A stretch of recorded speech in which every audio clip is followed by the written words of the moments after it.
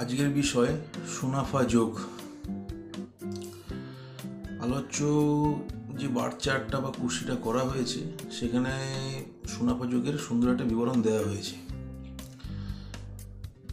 সুনাফা যোগ কি?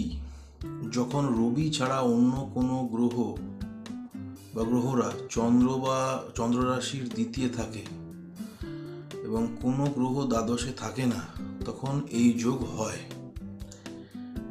গ্রহদের অবস্থানের উপর ভিত্তি করে এই যোগ 31 রকমের হয়। আবার চার্টে দেখা যাচ্ছে যে চন্দ্রের দ্বিতীয় বৃহস্পতি এবং দ্বাদশে কোনো গ্রহ নেই, বাদ বাকি গ্রহ পোস্টিং আপনারা দেখতেই পাচ্ছেন।